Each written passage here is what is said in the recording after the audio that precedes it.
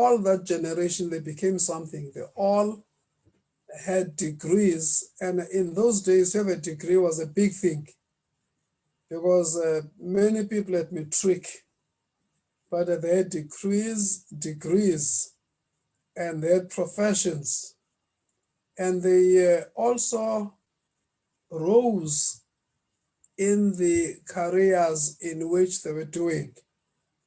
His voice grew up and went to the top in what was doing, and all of them. But they did it because God just guided them. There was no one deliberately telling them that God is taking them somewhere.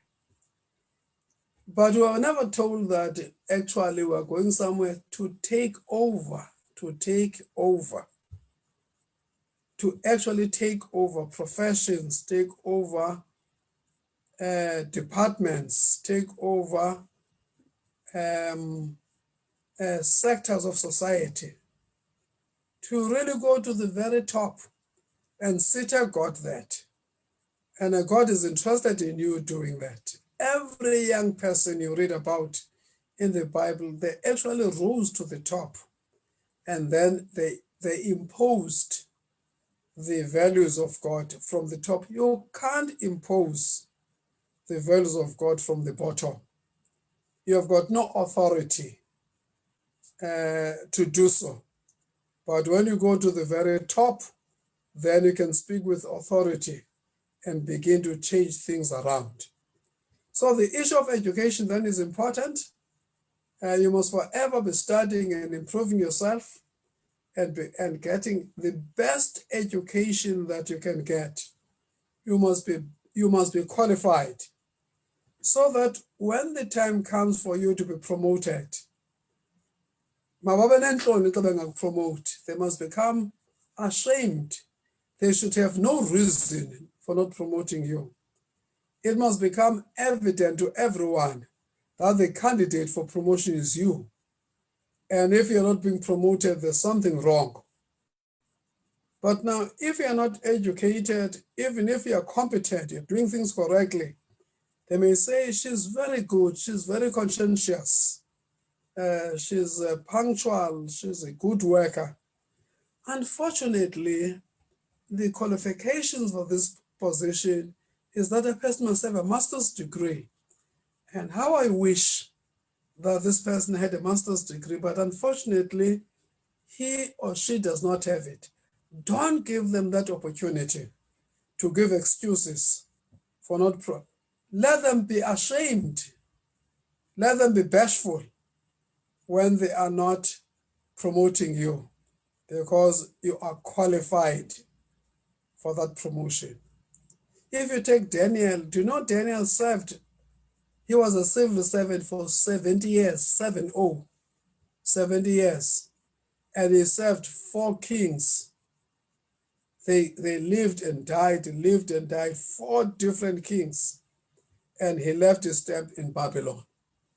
So I'm glad that you are getting these things because they are important. We can never contest the positions that we can contest because of our age.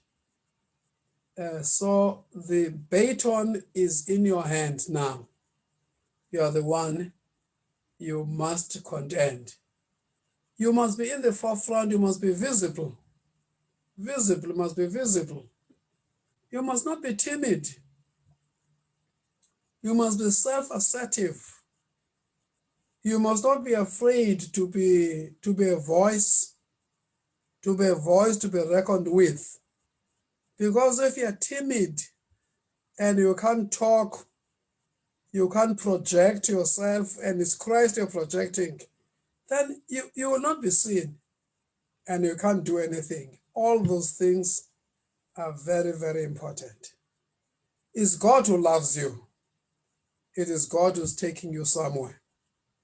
And we are there to work with God, to see you getting somewhere. Some of you, we can see you making progress. We knew you when you get your first degree. We saw you when you did your master's. And we saw you when you began admitted to certain things. We are watching you. We're seeing you growing. Don't stop growing until the purpose of God for your life has been fully accomplished. Don't do it for yourself. Do it for the kingdom of God. Do it for the kingdom of God.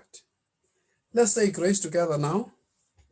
You can unmute yourself if you want to, and you can share grace. May the grace